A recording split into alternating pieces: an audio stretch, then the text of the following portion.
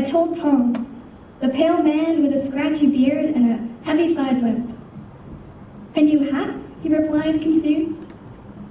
I took out my tooth from the corner of the gift stand I had at East Hastings and handed it to him.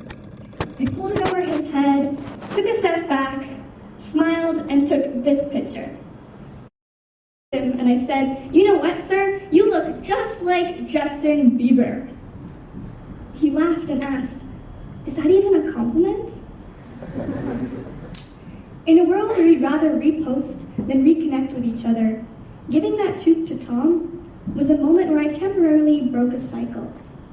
A cycle of poverty, dehumanization, and apathy. A cycle which we're too familiar with as we scroll through our news feeds, repost hashtags, grow out our mustaches, wear jeans and pink on days other than Wednesday.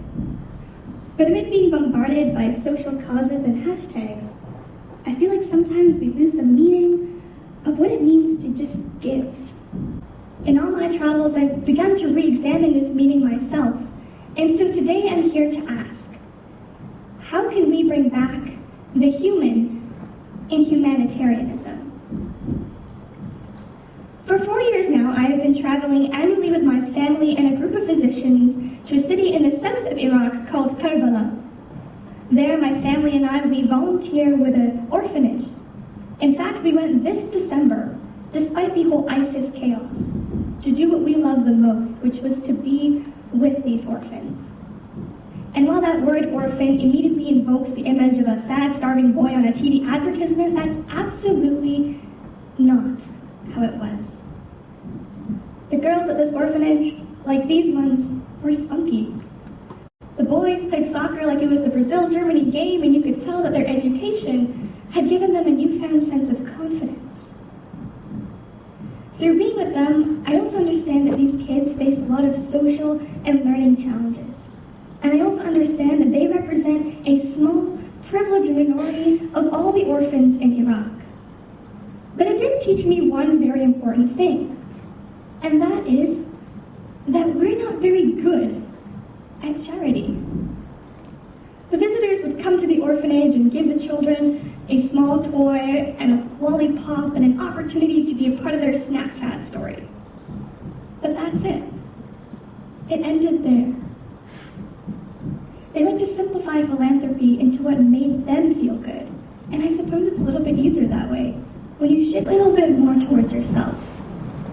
And while you might argue that, well, that's not necessarily a bad thing, it's my opinion that if we want to progress as a society, we need to shift this mindset. And we need to focus on helping communities more than we help ourselves. Journalists call this whole concept Afghanistanism. The concept that people who live far away from us are perceived as more exotic and isolated and therefore irrelevant to our own lives. And perhaps it's some of the concepts and mentalities that these visitors who visited this orphanage in Iraq held. But for me, I see more similarities with these orphans than you'd ever expect. Take Ahmed, the 6-year-old little boy who likes to drink Coke, probably more often than he should.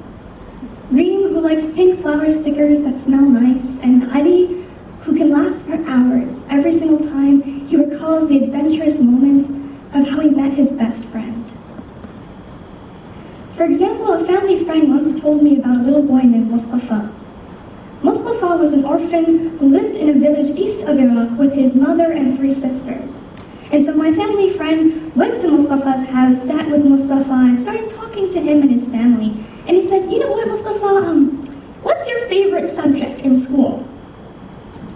Mustafa's response was quite profound. His favorite subject wasn't science, it wasn't English, it wasn't math. In fact, his favorite subject in school was recess. And just like my family friend, you might have expected a different answer. But if you look at it closely, Mustafa gave the answer that any 9-year-old boy would have given, that any child would have given. However, I still may not have convinced all of you in this audience that this whole concept of Afghanistanism, the concept that, people who live far away from us are more exotic and therefore irrelevant to our own lives, you might still not be convinced that that concept exists anymore. And perhaps you're right. Our generation appears very socially responsible. In Facebook, in schools, in protests in the face of youth-run charities. But amid this postmodern philanthropy flood, I think it's important now, more than ever before, for us to actually introspect and ask, why? Why do we give in the first place? And by examining our intentions, we can become better philanthropists and participate in causes which better facilitate change. Actually, I'd like you to raise your hand now if you've ever liked a post on Facebook or any other social media about a global cause. Say the hashtag Bring Back Our Girls campaign from Nigeria or the earthquake in Nepal. So raise your hand. Okay, wonderful. Now keep your hand up if you donated to this cause straight after you liked it on Facebook or whatever social media.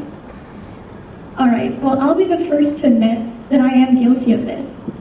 In fact, a recent study from the University of British Columbia cites that people who like a post on Facebook are less likely to donate to that cause. Why? Well, it's because in their minds, their brains have already given them a shot of endorphins that make them feel like they've done something really great, and gives them this false sense of altruism.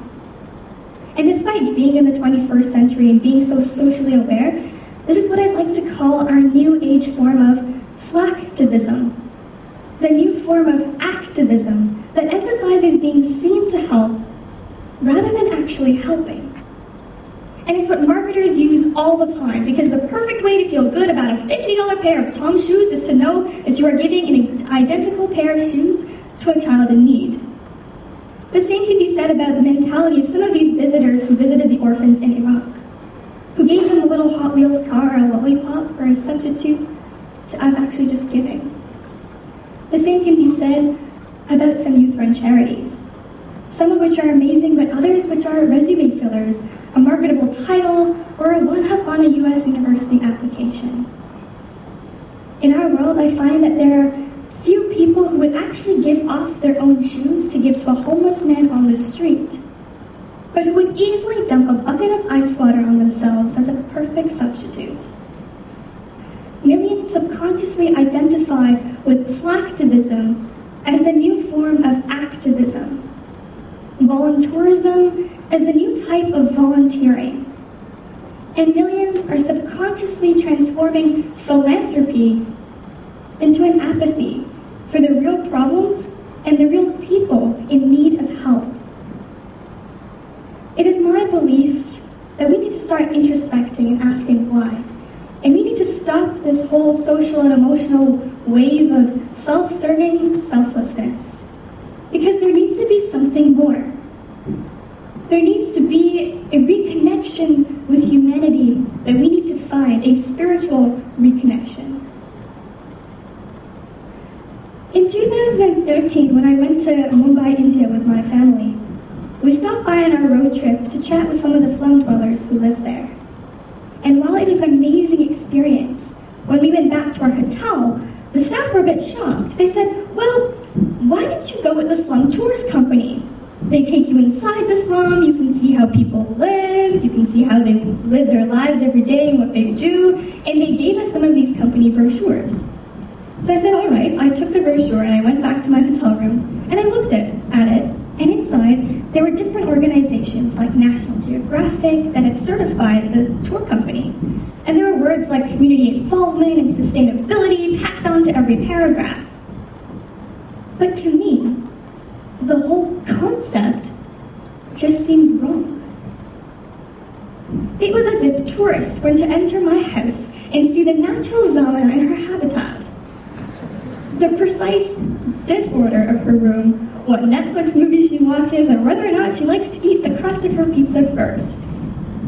It was placing the slum dwellers under a microscope to be oohed and awed at, give a little money near the end, and leave with a contentment that they could walk out of that slum untouched by the difficulties and the hardships that these people faced. In fact, I imagine that the slum dwellers themselves were used to telling them stories that they wanted to hear, and not the ones that they actually should. And so when we went to this slum in Mumbai, we met this woman who told us how she earned 1/6 of a penny every single day, making scraps of clothes into pulp. And in that few moments of our conversation, she showed us her poverty, raw and scathing. And we too were tourists, but we weren't looking for a story. We were only looking for the human behind it. If you take a bus to downtown Vancouver, you'll see exactly what I mean. I will be the first to admit that I used to walk by homeless men on the street trying not to make eye contact.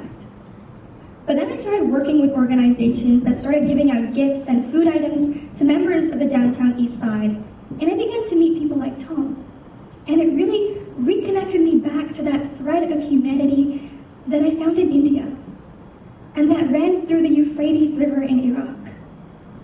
And after that, I actually began smiling at every single homeless man I saw on the street. And it was mostly futile, and I often looked like a fool. But I remember I was actually just walking on Davie Street, and I saw this one man who actually returned the smile. And it was so bright and genuine, and he said, "Well, I hope you have a great day." And I replied, "You too." And in that moment, I treated him not as a pittance, but as a human. I wasn't looking at his cardboard sign or whether he was using drugs or alcohol. I simply saw a person. I simply saw a human. And I knew at that moment that be it the women of Mumbai, the orphans of Iraq, or the men of downtown sidewalks, all lives and all people are equal. But what these three people still have in common is that they are trapped in a cycle of poverty, dehumanization, and apathy. But there are cracks in this cycle. Slivers which widen up to be chasms, which widen our perspective on the world. So Iraq, India, and downtown have opened up many of these slivers for me. It showed me that it's not about whether or not you break the cycle.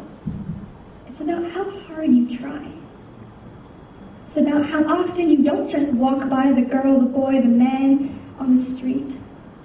And most importantly, it's how often you ask yourself,